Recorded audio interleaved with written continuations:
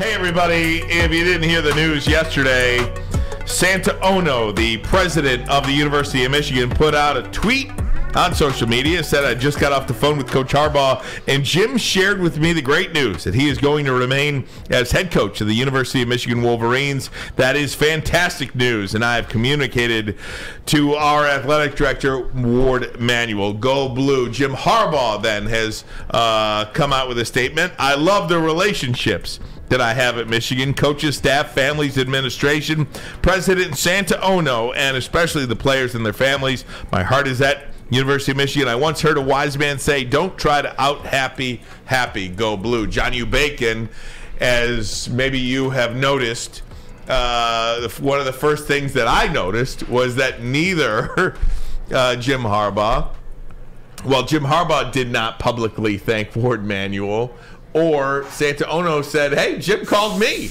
Let me know. And I let Ward Manuel know that discussion. You saw what John U. Bacon had to say on the tweet there, which it does seem a little curious. Let's take this in pieces. First and foremost, Jim Harbaugh coming back to the University of Michigan. I think that's something we all believed. If you listen to the players, Donovan Edwards said it yesterday as much. Look, Jim's told us he was coming back, so this is all just noise. Blake Corum decided to come back for his fifth year or his fourth year. That doesn't happen if he doesn't know that Jim Harbaugh is coming back. I think we have Johnny Bacon, so let's pin it and just bring him in, right? Bring in John. Oh, is he here? Is he with us? Oh, good. Okay, John U. Bacon with us?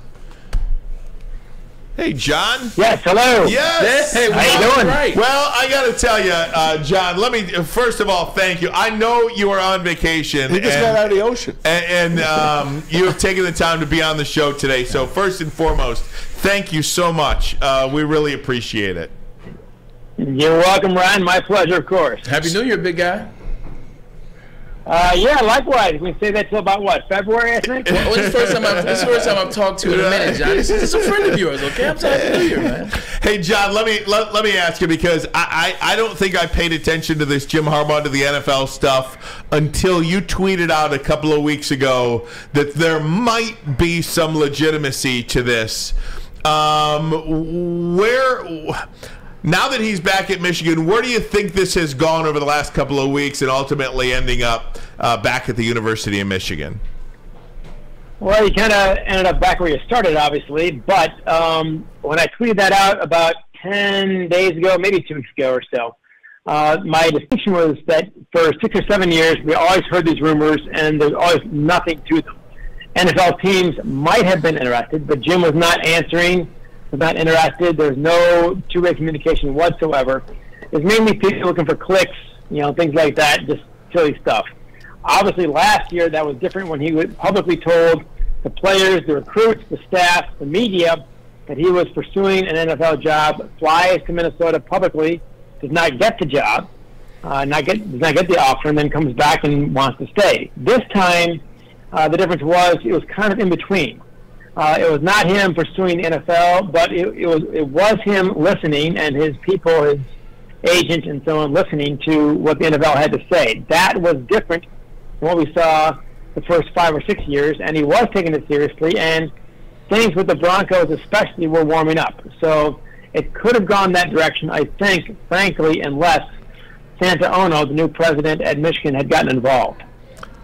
And then we go there. Talk about this relationship between the Michigan president and Jim Harbaugh. This Santa Ono, I'll tell you, John, I don't know what your experience is with him. I've been so impressed by this guy since even before he stepped on foot at the University of Michigan. I think you got it exactly right.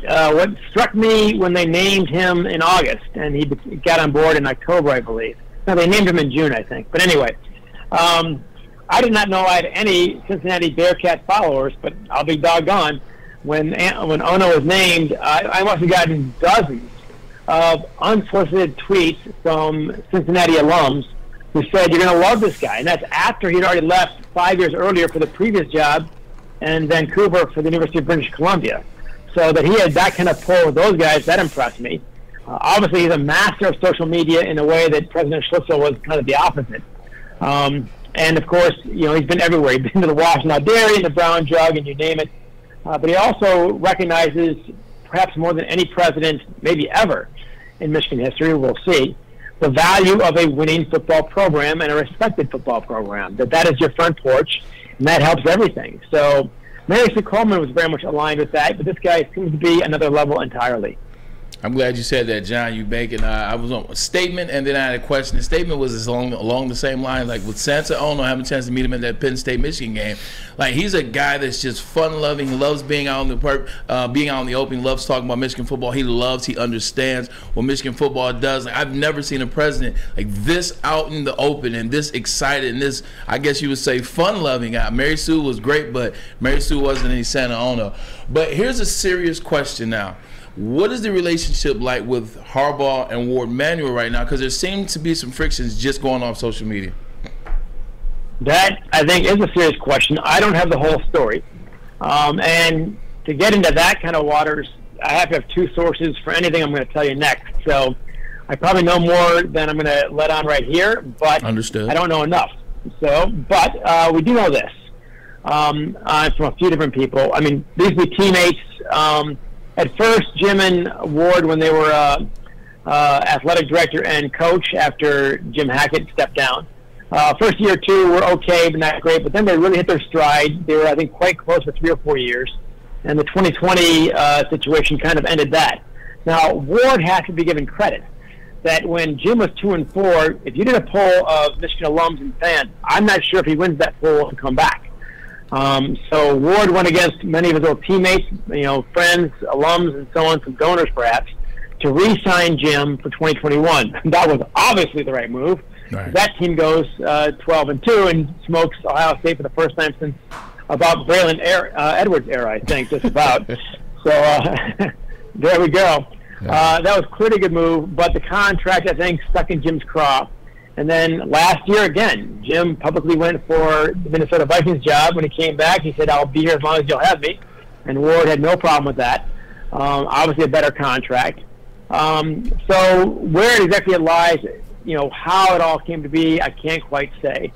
But I do know they basically have not talked since May. Wow. And that is pretty serious. Dave Brandon, as I've written, made some mistakes, but one quote he nailed, and that is that if all your eggs are in one basket, you better watch that basket very carefully. And there's no question, Braylon, you know this. Yeah. I mean, at Michigan, look, it's a good basketball school, and God bless Juwan Howard. It's a good hockey school, good baseball school, good softball football school, baby. But football pays all those bills, pretty much. So you got to watch that one. And Jim and Ward being that far apart was evident in the tweets last night from Jim and from Ono, saying, thanks to the other guy, with no mention, barely any mention of Ward Manuel, and nothing from Ward himself either. So that is conspicuous.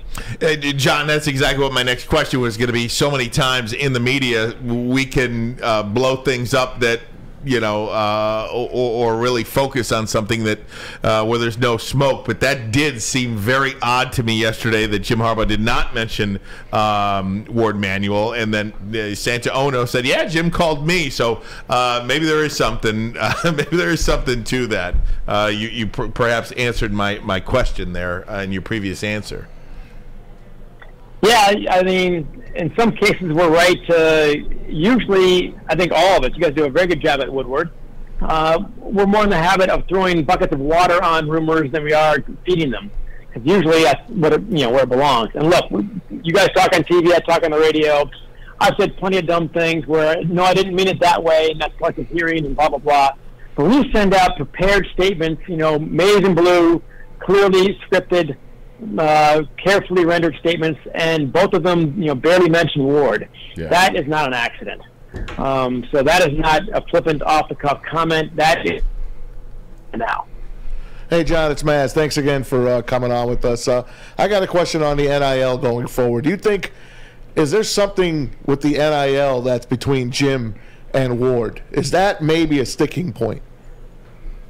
That is a sticking point, and it has been for a while. You might even recall Juwan Howard, and Juwan Howard and Ward are very close. Ward hired Juwan Howard, of course.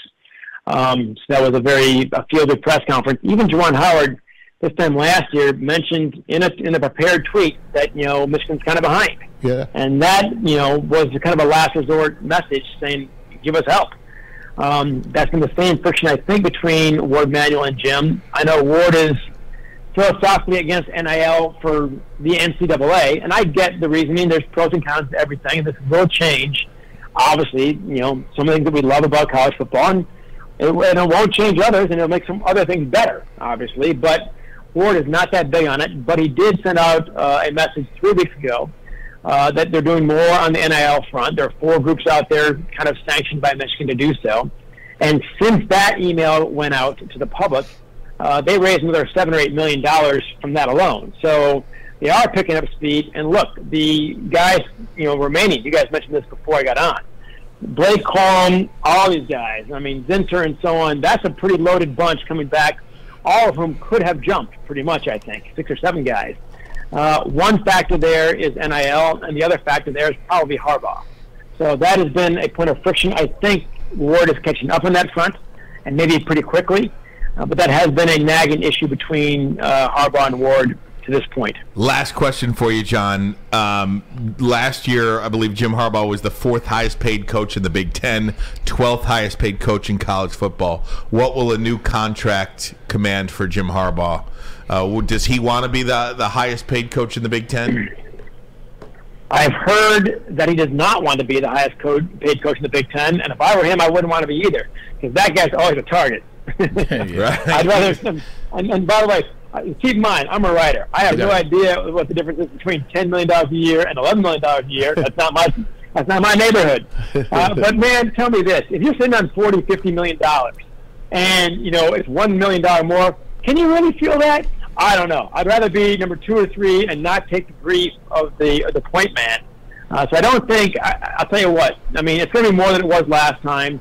The biggest thing is how much are going to be guaranteed, how much he's going to get for his coaches, what the buyout's going to be. So we all focus on the main number, but that's not going to be the sticking point here, I don't think. It'll be those other things: assistant coaches, buyouts, guaranteed, how long, all those things. And those things are all pointing in Jim's directions.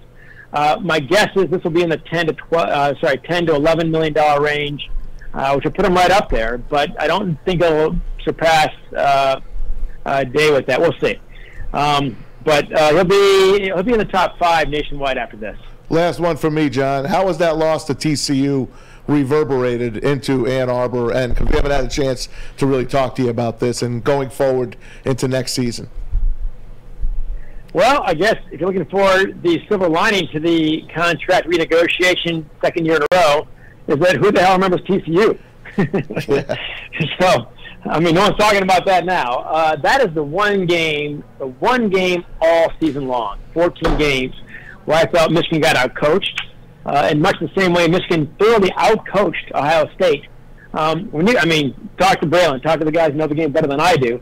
But when you have 3 turnovers that you can pinpoint 21 points and you still have a shot at the end, you're the better team, and it's not close. Just some mistakes, obviously some execution issues, some play calling issues. Yeah, it's a bit of a drag, but the silver lining to that also is this. Last year, when they played Georgia, that was men versus boys.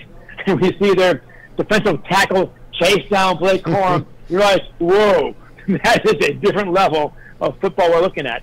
This year, I thought Michigan was definitely better than TCU, and if Ohio State can get in a dogfight with Georgia, you got to believe Michigan could have too. So I think the gap there has shrunk, even though the results are about the same. So I think going forward, you get those guys back. You get Harbaugh back. You get NIL working the transfer portal. Michigan is now working pretty hard because their recruiting class is okay, but not great. That's a team next year that's got another shot, a real shot at a national title. Good to hear. It's analysis that is second to none, and that's why we wanted him on. He's on vacation, so we want everybody that's listening to this right now to go to the website, letthemleadbybacon.com, and buy the book, New York Times bestseller. Let them lead. Let them lead. Letthemleadbybacon.com. Everybody, buy a book now. John Yoo on vacation. Thank you. Thanks so much for joining us, my friend. Hey, my pleasure. My boys, a lesser show, I would not have said yes. By the way, buddy. John, my mom told me to tell you she loves you. Hey, I'll take that all day. Thank you. That's very nice. We love you too. Thanks. John Yoo Bacon, New York Times bestselling author, public speaker, radio commentator. Let Them Lead by Bacon.com. Go buy his latest book, Let Them Lead.